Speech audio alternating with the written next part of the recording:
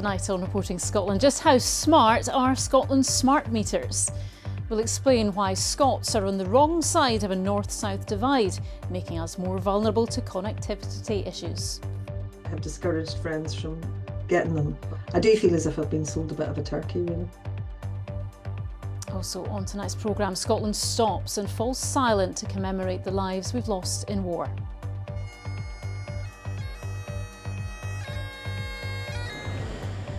Young and old paid tribute at Armistice Day ceremonies the length and breadth of the country.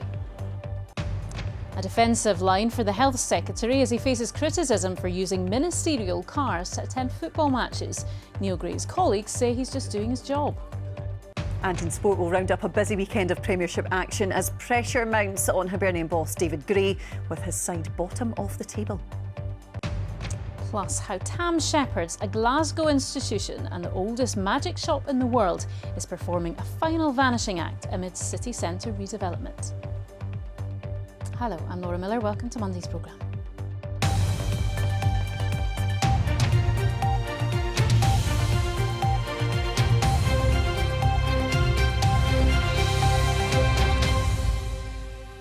Smart meters have been around for more than a decade. They're supposed to help people save money on their bills, but an energy trade body has now confirmed there is a north-south divide on the way they work.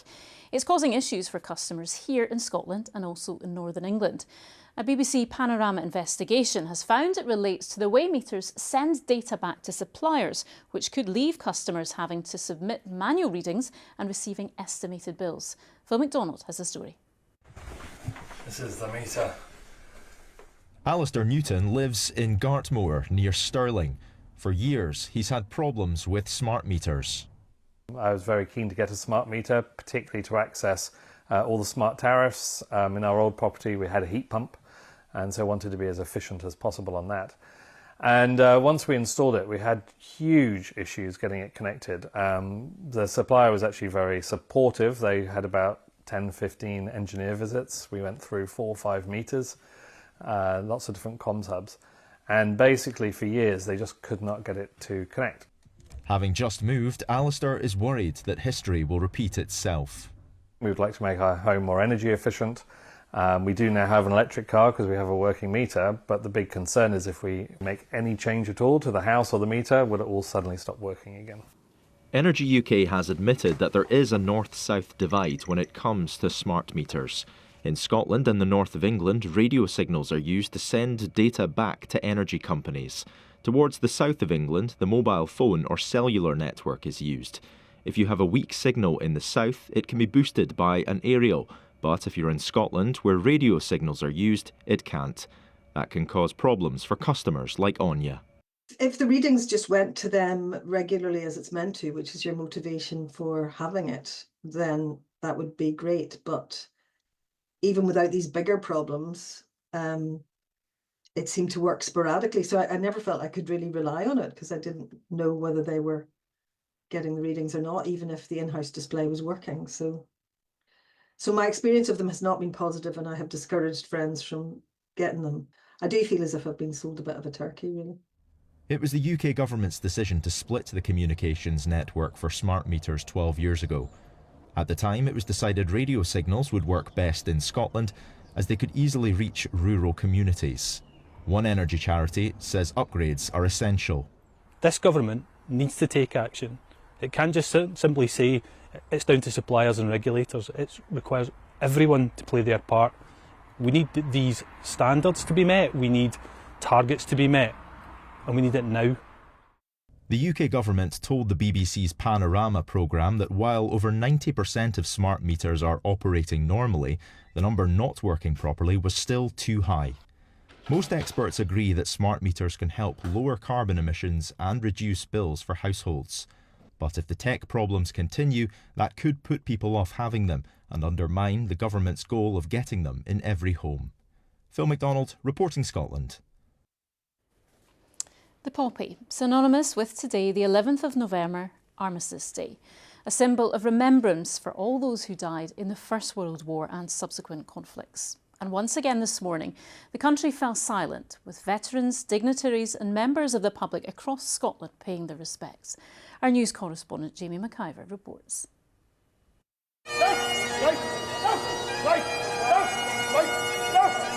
As the 11th hour of the 11th day of the 11th month approached, Scotland prepared to remember the dead of the two world wars, and also those who lost their lives in the conflicts which followed. In the morning, we will remember them. At Central Station in Glasgow, the sacrifice of those who worked on the railways is remembered. Many who died in the two world wars were volunteers who gave up their jobs, or conscripts expected to serve their country. Many passengers watched the service and observed the silence.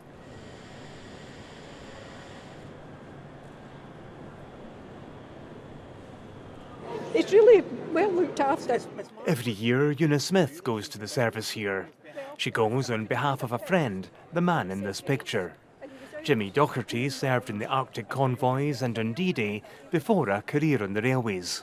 He's now too frail to attend. If Jimmy hadn't gone out in the Arctic convoys or gone, and all these men hadn't given up their lives to us, we wouldn't be here today. Other events took place across Scotland. This is Selkirk in the Borders, an area with a proud military history. This is Inverness. The sacrifices made by those from the Highlands often shaped the stories of their communities in the years which followed. In Edinburgh, the Lord Provost joined those laying wreaths in the city's Garden of Remembrance.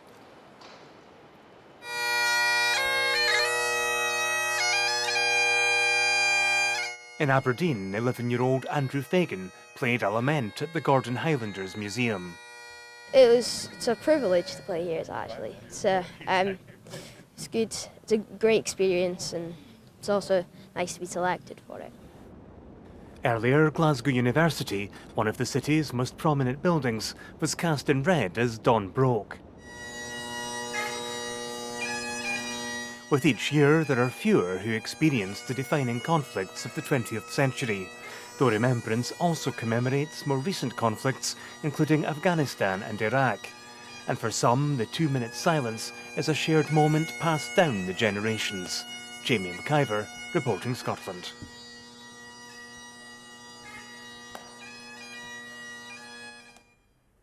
Well, a section of the Celtic support has been condemned for singing through a minute's silence at Rugby Park yesterday. Fans were asked to observe the silence ahead of Remembrance Day. The referee cut short the tribute ahead of Kilmarnock's league game with Celtic. Well, joining me now is our sports news correspondent Chris McLaughlin. Chris, what happened then?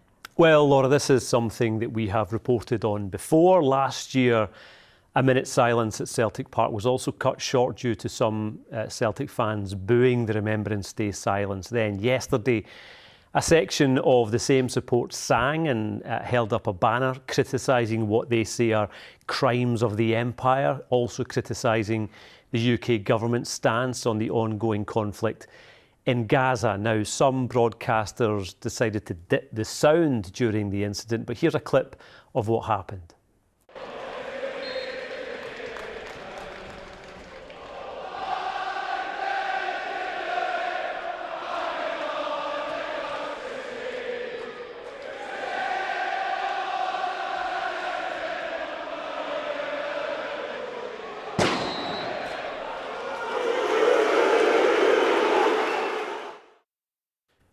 Now, the Celtic manager Brendan Rodgers was asked about this after the match. He said a minute's silence should be a minute's silence. The Kilmarnock manager Derek McInnes described it as awful. It's had widespread coverage in the national media, and Celtic know this kind of attention clearly is something they could do without. Yeah, what's the wider reaction been then? Yeah, interesting. We contacted Celtic for reaction today. No response from the club as yet. The league say they await the match delegates' report. In all honesty, there's not really much they can do because laws as such under the SPFL guidelines haven't really been broken. I think it's just many saying that this is in very bad taste. OK, Chris, thank you. Some of the day's other stories now. And detectives are investigating the rape of a teenage girl in Dundee. The 16-year-old was approached by a man in a car park in the Cowgate area of the city in the early hours of Sunday morning. She was then subjected to a serious sexual assault. Police say the attacker is described as a white man in his 20s who was slim and was wearing dark clothing. The retail chain H&M has confirmed plans to close its Edinburgh call centre by the end of the year. Around 150 people will lose their jobs as a result of the closure. The firm says increased competition in the market, customers' changing behaviours and expectations, as well as operational costs led to the move. The Scottish Government previously urged H&M to avoid redundancies.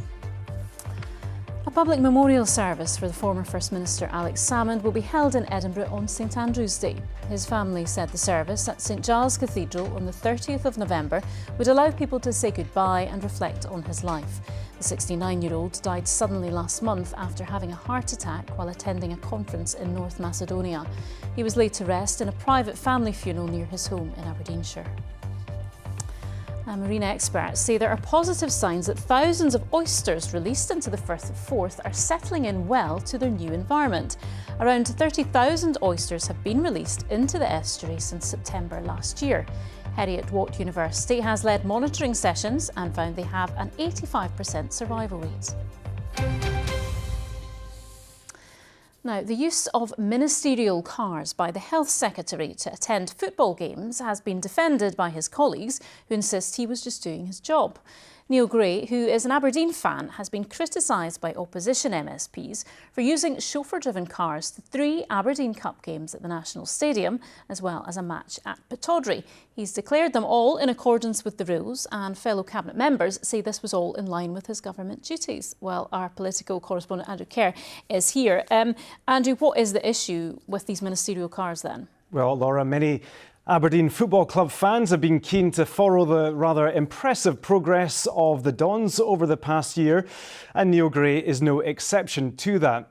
So as Economy Secretary, he was driven in a ministerial car to Hampden to watch his team take on Hibs in the League Cup semi-final last November. Also the final against Rangers in December.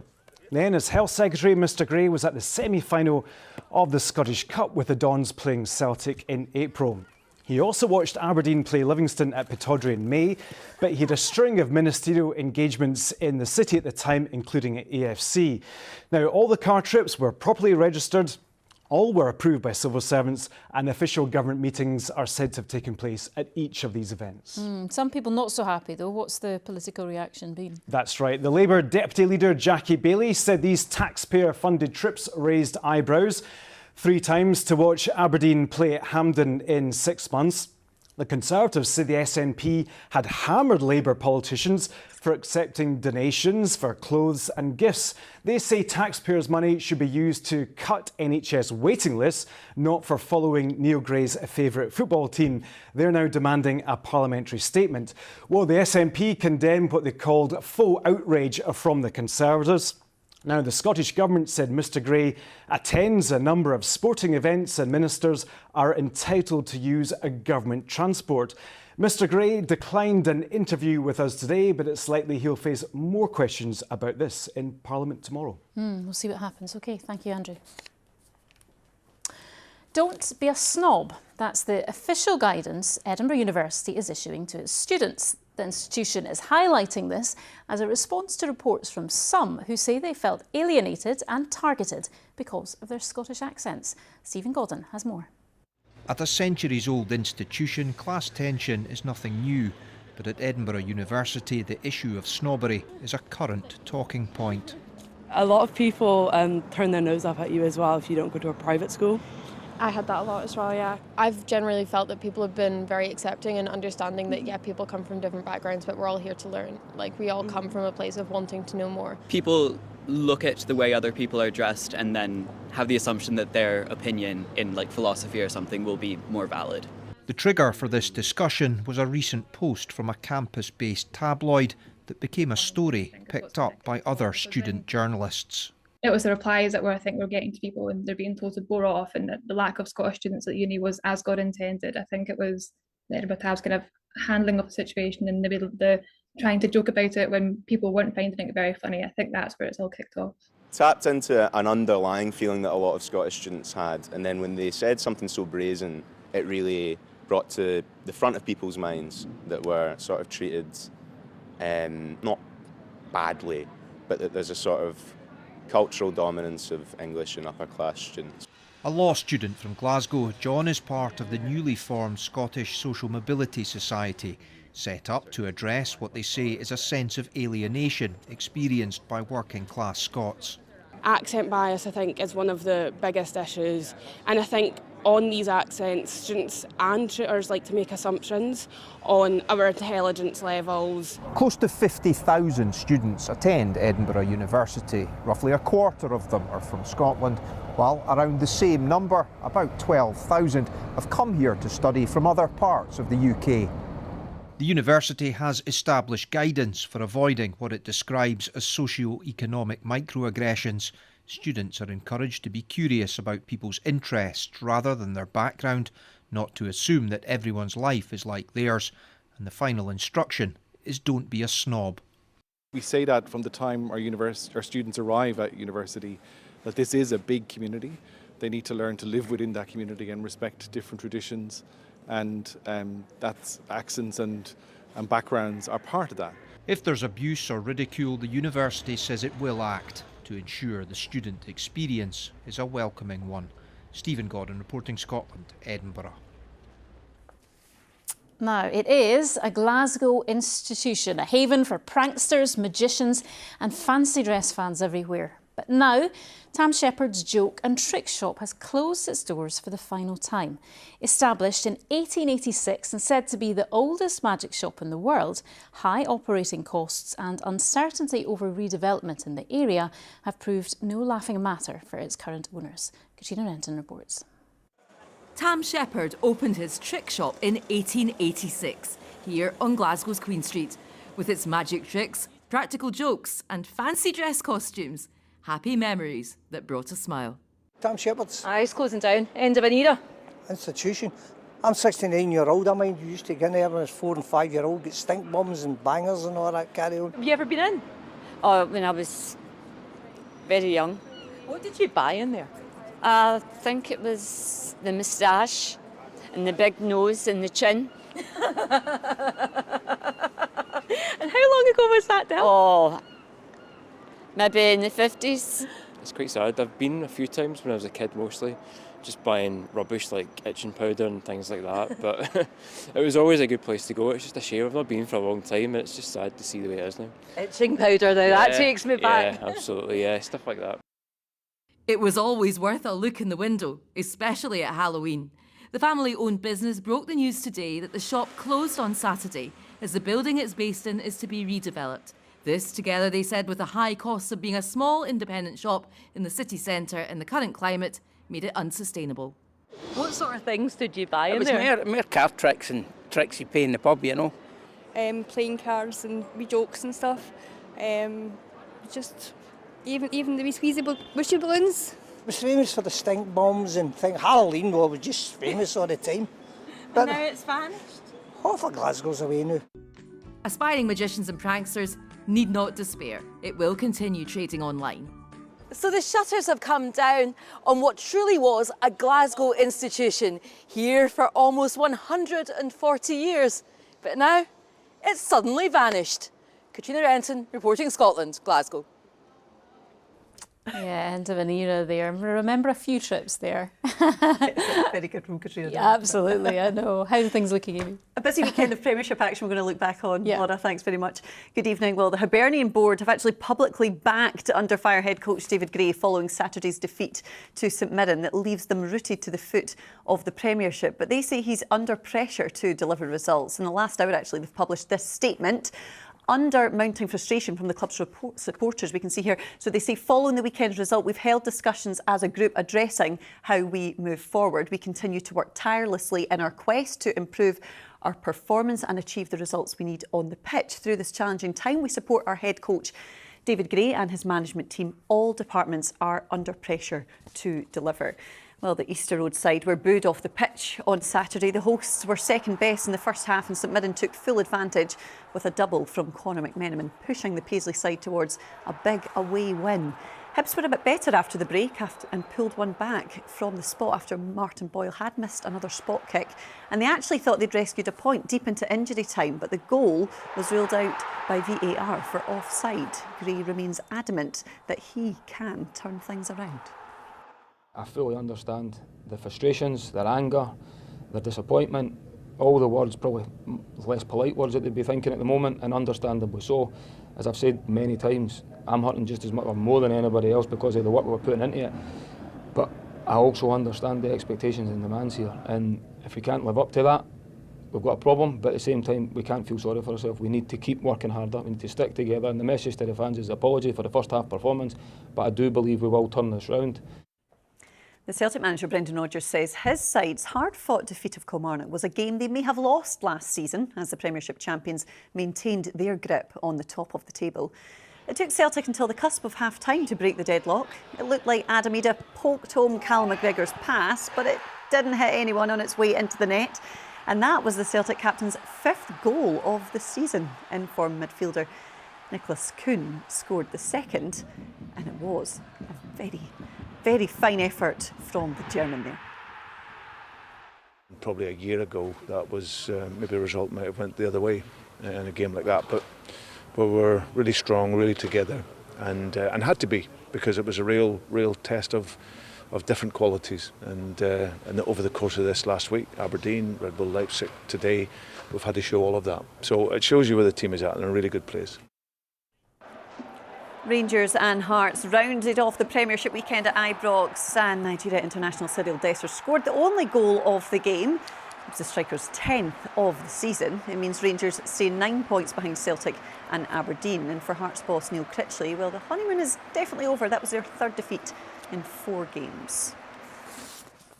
Well, let's just look at how yesterday's results leaves the Premiership table then. Celtic and Aberdeen leading the way, a near faultless opening 11 games for them. Dundee United won back from Rangers. Victory over Ross County prolonging a great return to the top flight for Jim Goodwin's side. Motherwell looking good in 5th as well after beating St Johnstone, and St Mirren are into the top 6.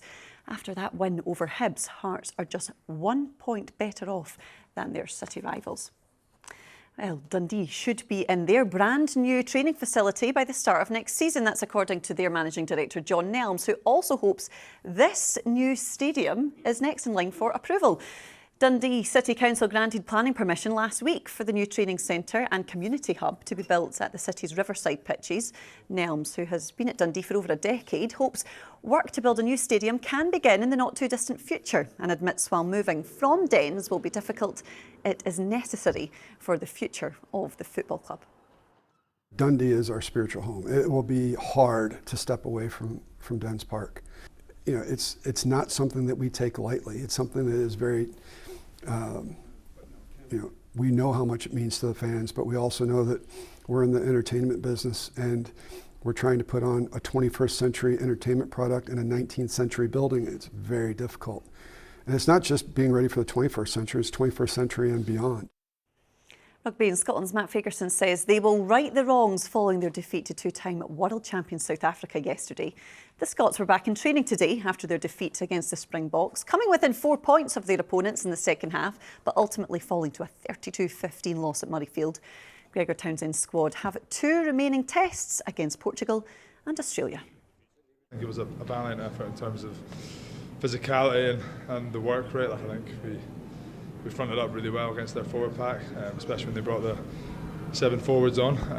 But yeah, definitely probably just couldn't finish off our chances. Created a lot, but just couldn't finish it off. Just going back to football for a moment, because another international break is upon us again this week, and one player who is coming into the Scotland camp in fine form is this man, Scott McTominay. He scored his 3rd goal of the season for Napoli last night as the Italian side moved back to the top of the league table. They drew 1-1 with champions Inter Milan. He'll join up with Steve Clarke's side for games against Poland and Croatia, and we will hear from the camp tomorrow. And that is the kind of goal-scoring form that we need. That would be quite nice, wouldn't it? Supporters, yes. Thank you, Amy. Thanks. OK, now let's go over to Laura Goodwin to find out what's happening on the BBC Scotland channel at 9 o'clock. We'll have more on that smart meter story and ask how it will affect consumers. We'll examine Donald Trump's cabinet picks, and as COP29 gets underway, we'll ask what a climate change sceptic president could mean for the environment, and we'll meet Scotland's new butterfly champion. We'll see you at 9. Lots going on there. OK, let's take a look at the weather with Judith now. And we're supposed to be looking out for meteors, I read tonight. They annually occur at this time of year, and the skies look quite clear for many parts of the country. So let's do it after our shift. Absolutely, let's get out there. Yes. Thank you very much. A very good evening to you. A red sky at night, shepherd's delight or sailor's delight, depending which camp you're in.